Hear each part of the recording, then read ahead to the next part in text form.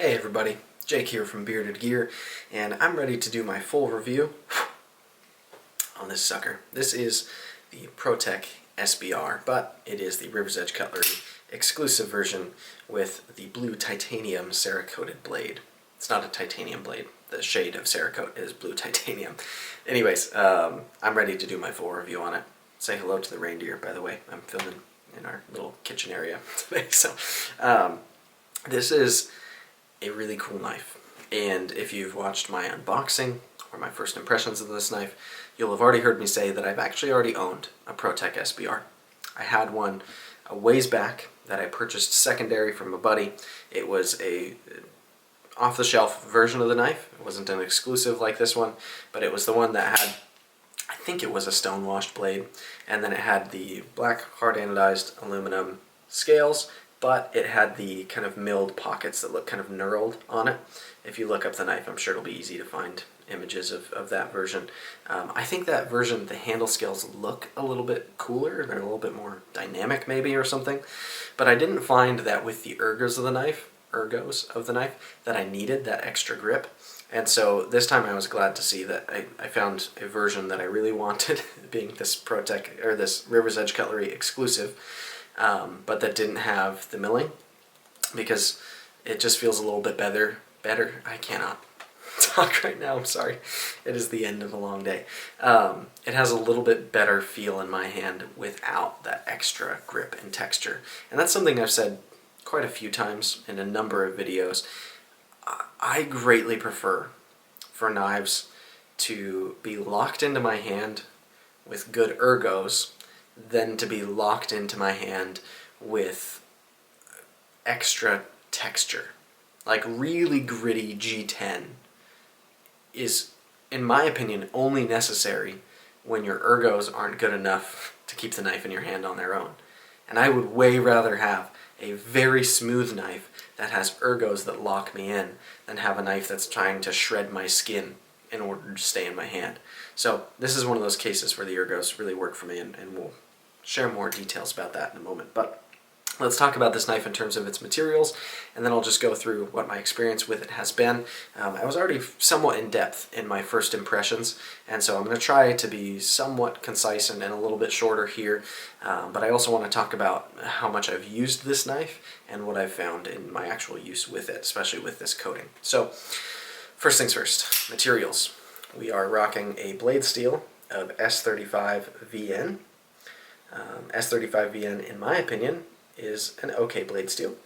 A lot of people will consider it their favorite blade steel. I'm not one of those. I like it. I don't adore it. But compared to the typical Protech off-the-shelf steel being 154 cm, this is a serious and substantial improvement in my opinion. And Protech does well with their S35 VN from what I've heard and seen, so I like that they've used S35 VN here in lieu of using 154 cm. Although, if I could take my pick, they would have used 20 CV like they do on the Malibu or the Mordax or a couple of other models at this point.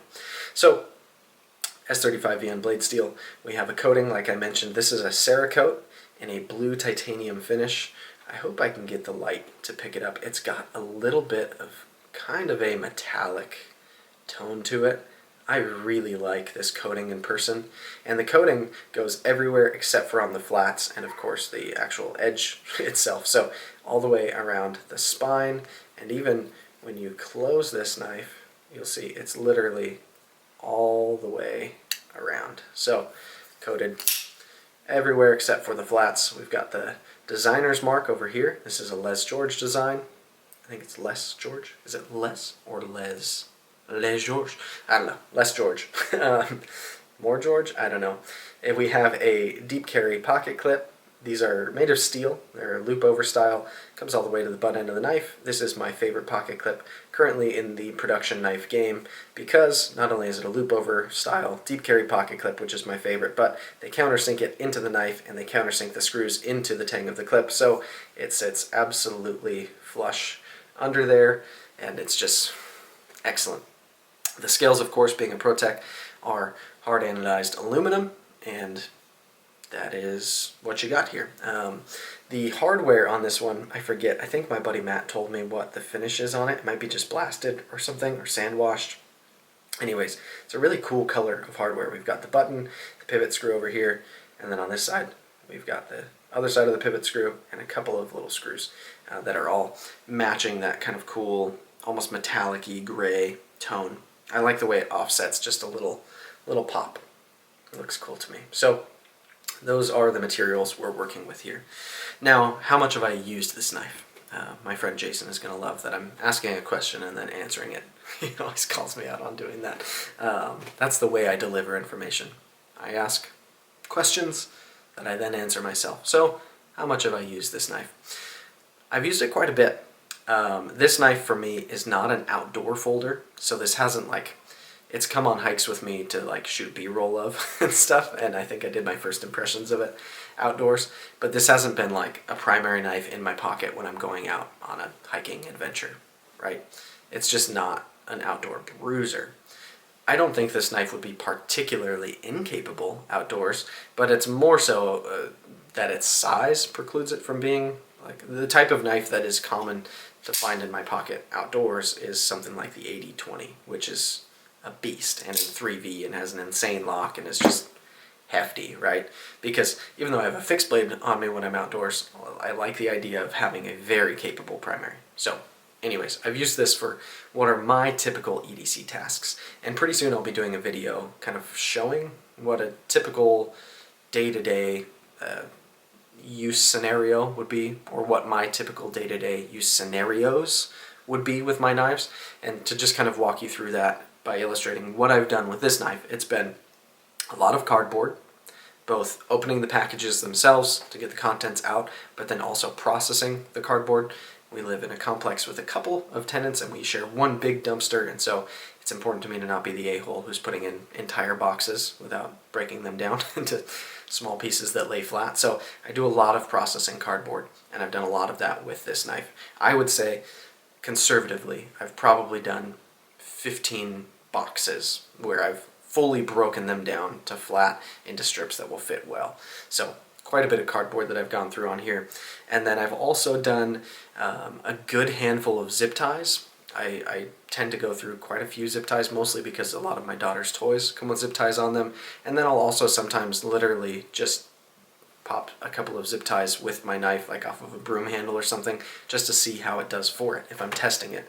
And so on this one I've done a number of packages, and I think I put 3 on a broom handle and just kind of felt how it did for it. The way I do a zip tie, usually if it's kind of around a broomstick, is I'll get the blade under the zip tie a little bit, and then I'll kind of twist to where the edge contacts it, and then I'll kind of pop outwards in that way. I don't know if that makes sense, and I'll show it soon in a video, but number of zip ties, quite a bit of cardboard, and opening some packages. Other than that, it's been opening bags of food, just very light duty stuff, in the kitchen if I'm opening a package of something to eat. And that's probably been just about it. I can't think of anything else crazy that I've done. No crazy around the house tasks that I've had to do. I haven't been using it as a screwdriver, not that I would. But yeah, it's done a lot of cardboard, some zip ties. So what I'm pleased to report is that the coating on this still looks pretty immaculate. Now, as I've put it through a bunch of cardboard, I've found that it cleans off really, really well. I've literally just used kind of a wet rag, either with spit or a little bit of water. I don't know about you, but I actually do legitimately clean my knives with spit quite a bit if I'm using them a lot. I'll literally either spit onto the blade or spit onto my fingers, and then I'll wipe the blade and let it kind of soak in for a second, and then I'll use my t-shirt or a hank or whatever's on me, towel if it's nearby, and I'll wipe it. And that genuinely gets blades pretty clean for me a lot of the time. Every now and then I'll need to use a little bit of solvent. I'll just use whatever I've got for gun cleaning or something, but I haven't had to do that here. I've just used either water or spit and wiped it down after use, and it's been fine. So cardboard hasn't negatively affected this coating yet on me. It's held up really, really well so far. Oh, I did also cut a cupcake with this knife because I was at dinner and there were cupcakes, and somebody I was at dinner with showed me a trick where if you cut the top of the cupcake off, like kind of where it sits just above like the paper lining, so you peel the paper lining off and then you cut the top of the cupcake off, then you take the bottom and you put it on top of the frosting, on cupcakes specifically with a lot of frosting, this works best, then it makes like a cupcake frosting sandwich. It's way easier to eat than a cupcake with a bunch of frosting stacked on top, especially if you got a mustache. So, little life hack there for you. Anyways, I did cut a cupcake with this as well, and then I wiped it down with a napkin. Yeah, it's done great. The edge is doing very, very well. I have stropped this knife one time. I used my Rex strop that they sent me, and it's going strong. The time I stropped it was after a specific bout of going through a lot of cardboard, and it wasn't that the knife was dull, it was just that I wanted to keep it sharp. So I noticed that it was just not quite as like hair popping as it was out of the box, and so I stropped it, and now it to me feels every bit as sharp as it was when I got it. So this S35VN is doing well. Yeah, so coating is holding up. That's how much I've used it. Now, real quick, I'll run through ergos, carry, cutting, and action, because that's kind of typically what I'll talk about in a full review. Not that I'm super organized anyways, and this is all kind of how this usually goes, but let's talk about it. So, first of all, ergos. I already touched on, I love these ergos. The way that this knife kind of indexes or interfaces with my hand is really nice. This foremost choil or groove, whatever you want to call it, feels really good for my pointer finger. It's just the right size.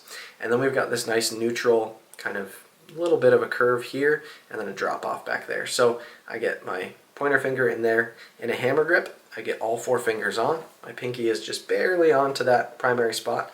In a saber grip, my pinky comes back, but it's got this nice flat back here that almost feels better. Like I feel like I've got extra protection against sliding forward on the knife if I were to hit something hard in a saber grip, because it's really nestled into my palm and my pinky is wrapped around the back there. So I like this in a saber grip, and in a hammer grip. In a draw cut, it feels excellent. The only times I really use a draw cut like this are usually if I'm like opening a big bag of something. But it's nice to me that a knife can work in any grip, so I talk about that. Reverse grip, really good on this knife. I've got a great spot right up here, come on, for my thumb to wrap around. It's just enough up there that I do contact with my thumb. There's a little bit of a guard here to keep me from slipping down onto the blade, which is nice, and it's just great. It feels indexed, it feels solid. I like this knife in a reverse grip. Reverse grip draw cut, probably the weak point, but also the least important ergonomically in my opinion.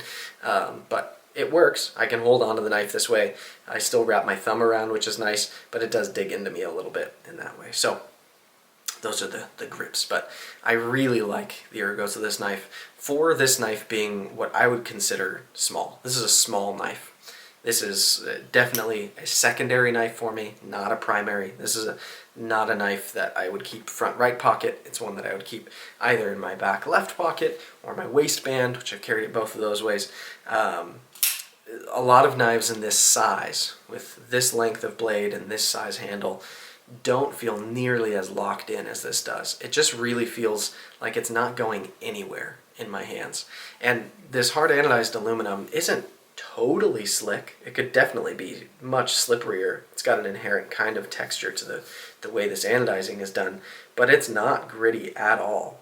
And so the fact that it feels as locked in as it does is really nice to me. There is some jimping up here.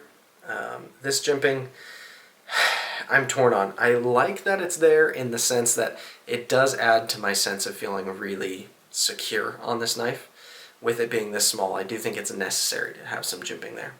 But I wish the jimping was a tighter jimping pattern. It's a little bit uncomfortable for me. Not a deal breaker. It doesn't ruin the knife for me, but if I'm pressing on that spot for too long or too much, it turns into a hot spot after not very long. If I'm just using the knife for a few cuts, putting it back in my pocket, not a problem. But if I was extended using this knife, like when I did go through quite a few boxes, time after time after time, prepping them all for the dumpster, it started to wear on my thumb a little bit. And my thumb at this point is relatively calloused because I'm constantly playing with and using knives. So just I wish that jimping was maybe a little tighter or like a little bit rounded or something so that it just wasn't quite as aggressive there. So that'll be Ergos. I really, really like the Ergos of the knife. Let's talk about carry. As I already mentioned, this has my favorite clip in the game right now. Protech with this style clip is killing it, in my opinion. I love the way that these clips work. I love when it's on this nice aluminum surface. It's just super smooth in and out of pocket, but it's got all the retention I need. There's no fear of this knife slipping out of my pocket. Even in my back left pocket, where I'm like sometimes sliding in and out of the car and stuff, going in and out of seats, like I've never had an issue with this clip slipping. It does well, and it looks great. It just functions perfectly. Great clip. On top of that, this knife is fairly lightweight, being aluminum, although it's a little bit of a thick blade stock, so it's not crazy lightweight. It's kind of a chubby little guy, but it's fairly thin this way. It's not overly thick at all. It's fairly small in every direction. It's really especially small this way. It's a short knife, and being kind of light, kind of small, it's very comfortable to carry. No issues there at all. It's excellent in pocket. Is it the greatest knife in pocket ever? No, there's certainly slimmer and lighter, but feels really, really comfortable. So, very good there. Action.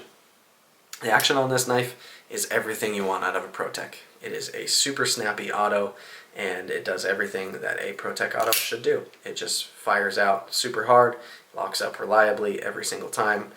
Closing it, much like any auto, it's a little difficult to do one-handed, although because this one is fairly small, I can do it easier than on a lot of like bigger autos. As you can see, it's doable. Most out-the-side autos, the way that I close them, if I'm kind of doing a one-handed task with it, my other hand isn't available, so I'll literally imagine this is my leg. I'll just push it against my leg and close it that way, and then put it back in my pocket. If I've got both hands, I do that. So, if I'm being totally honest, it is important to me to have a knife that's fun to close as much as it is to open a knife. The Protech Malibu, also a button lock, also made by Protech, shares a lot of the same properties because it is a manual button lock, drops shut. Super easy. That's way more fun than closing this knife. But it's a give and take because firing an auto is a lot of fun. I've always enjoyed automatic knives. There's an inherent quality about them that makes you as a grown man kind of want to giggle when you do it. It's a lot of fun to play with automatic knives. The way they fire out with authority, the sounds they make, it's just cool.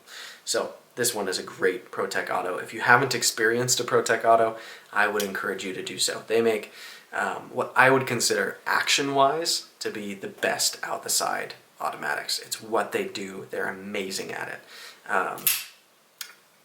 I've had out-the-side autos from a couple of different people at this point. Most of the other ones I've had have been from Microtech, are also very good, but Protechs are snappier for sure. Microtech, I think, makes the better OTFs, the out the front automatics, but as out the sides go, Protech just crushes it. It's really, really good. So action is great, ergos are great, carry is great, and that just leaves us with cutting, which we've already talked about quite a bit, although I mostly talked about the coating. So let's talk about how this blade performs compared to other blades in terms of its geometry and how it does. Out of the box, it was very, very sharp, just like any Protech I've ever received. It's an excellent edge on it. The edge is great.